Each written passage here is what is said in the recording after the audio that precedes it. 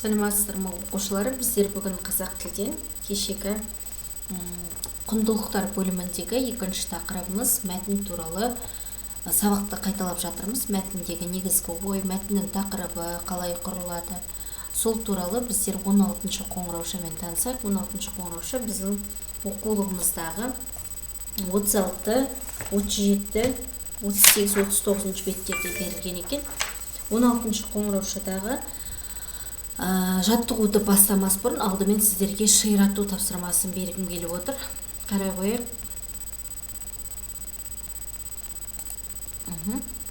Мінекей осы сұрақтар бойынша сіздер ақиқат не жалған екенін табуларыңыз керек. Біріншісі, мәтін мағына жағынан өзара байланысты. Екі немесе одан да көп сөйлемдерден құралады. Әрине, бұл жерде біздің мына пікіріміз ақиқат. Себебі мәтін бір ғана сөйлемнен болмайды. Ол 2 және 3 сөйлемдерден құралады, және ол 3 сөйлемнің барлығы да бір зат туралы айтылады. Бір мағына болады сол 3 сөйлемде. Келесі, мәтіндегі сөздер бір-бірімен байланыспайды. Әрине, мәтіндегі сөздер бір-бірімен байланыспаса, онда ол мәтін емес, яғни пікіріміз жалған.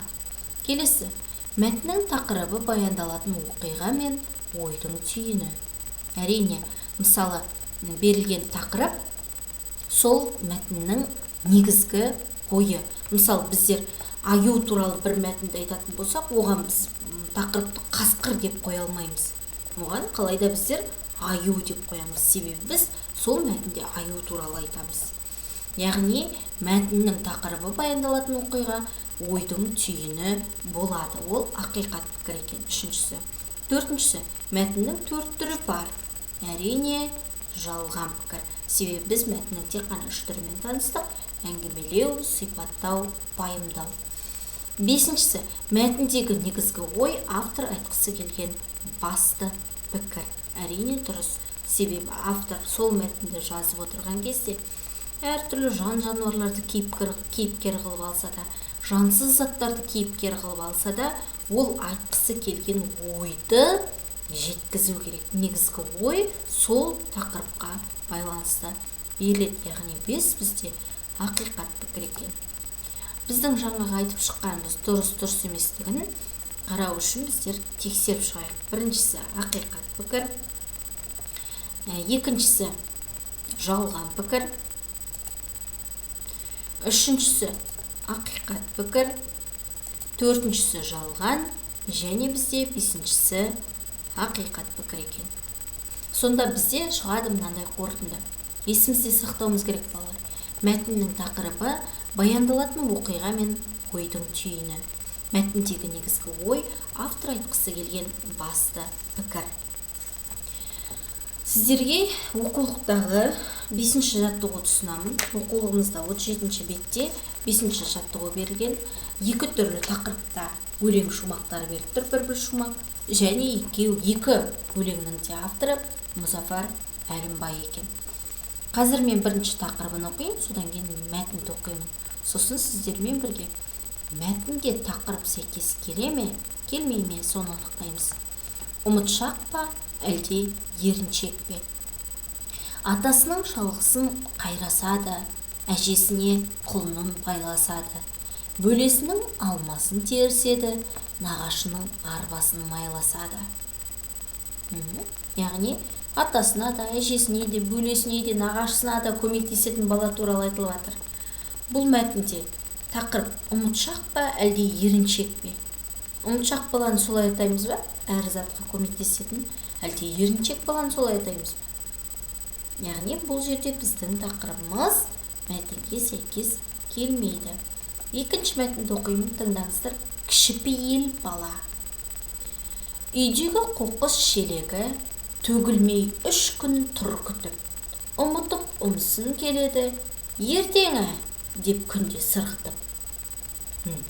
Бұл жерде кішіпейіл бала туралы айтылып тұр ма? Бір қоқыс жәшігін 3 күн бойына лақтыруға ерініп, ертең лақтыра қоярмын, ертең тастай қоярмын деп жүрген баланы біздер қалай айтатын едік? Біздерде мақал өтті қой. дәл осы әңгімеге сәйкес, осы мәтінге, осы өлең шумағына еріншектің ертеңі бітпейді, яғни бұл жерде еріншек сәйкес келеді. Сонда біздің екі мәтінді оқу арқылы екі мәтіннің тақырыптарын істеп кеткен, бір-бірімен алмасып кеткен. Кішіпейіл бала барлығына көмектесіп жүреді, ал ұмытшақ пен еріншек бала үйдегі қоқысын тастауға ерініп, ұмытып жүре береді екен. Екеуінің де авторы бірдей, және бұл жерде біздерге балалар өлеңде бөлесінің деген сөз жұлдызшамен берілген. Бөле деп отырғанымыз балалар туыстық атау, оны кітаптың соңынан қарап алсаңыздар да болады, немесе бөле деп балалар бір анадан туған екі қыздың балалары бір-біріне бөле болып келеді. Бұны жақынырақ түсіну үшін өз үйіміздегі ата-аналарымыздан көмек сұрайық. Балалар, бұл жазбаша түрде орындауға бермеймін, бұны ауызша түрде орындаңыздар. Келесі жаттығу сіздерде оқулықта 6-шы жаттығу берілген, 38-ші бетте. 38-ші бетте біздерге көп нүктенің орнына керекті сөздерді қою арқылы мәтінімізді жалғастыруымыз керек. Керекті сөздер мінекей: тақырып, негізгі ой, ат қою. Мәтінге бірдеңе, оның тақырыбы мен ондағы негізгі ойды қысқаша атауы. 2. Мына жерге қоямыз: мәтінде баяндалатын оқиға мен ойдың түйіні. 3. сөйлемде мәтіндегі бірдеңе автордың айтқысы келген басты пікірі. Сіздер қойды деп ойлаймын, дұрыс тапты деп ойлаймын, жалпы мағынасын түсінді деп ойлаймын. Енді тексеріп жіберейік. Мәтінге ат қою, оның тақырып мен ондағы негізгі ойдың қысқаша атауы. 2. Тақырып мәтінде баяндалатын оқиға мен ойдың түйіні. Мәтіндегі негізгі ой автордың айтқысы келген басты пікірі. Орындап болсақ, 6-шы жаттығуды көшіреміз, содан кейін 9-шы жаттығуға. 9-шы жаттығу біздің оқулығымызда 39-шы бетте берілген Қожа Насыр туралы аңыз екен. Тыңдайық. Қожа Насыр досының үйіне келсе, ол үйін тазалап жатыр екен. Қожа Насыр одан: досым, не істеп жатырсың? Деп сұрайды. Қожа, ескірген киім, қағаз, кітап бәрін өртейін деп жатыр едім, дейді досы. Қой, достым, киім ескіргенмен кітап ескірмейді. Кітаптың сырты ескіргенмен ішіндегі ақыл сөз ескірмейді, деп сонда Қожа Насыр. Бұл жерде бұрын соңды да естіген болуымыз керек. Бұл аңыз деп айтылады. Аңыз бұрын соңды болған оқиға, қай жылдары белгісіз, бірақ бұрын соңды болған оқиға айтылады. Сіздерге сұрақ: мына мәтін бойынша екі тақырып құруымыз керек. Бірінші тақырып жалпы тақырып бойынша, мына оқыған мәтін бойынша Қожа Насырдың не айтқысы келді, сол туралы. Сосын екіншісі автордың негізгі ойына байланысты. Екеуінің айырмашылығын қарап жіберейік. Егер мен бұл мәтінде тақырыпқа байланысты ат қоятын болсам, онда мен Қожа Насырдың ақылы деп алар едім. Себебі бұл жерде Қожа Насыр өзінің досының үйіне келіп ақыл беріпті. Кітапты лақтыруға болмайды, кітап ескіргенмен, киім ескіргенмен оның ішіндегі сөздер ескірмейді деп тұр екен. Ал тақырыптағы негізгі ойды білдіретін сөз, ол балалар кітаптың таусылмайтын қазына екендігі. Кітап еш уақытта ішіндегі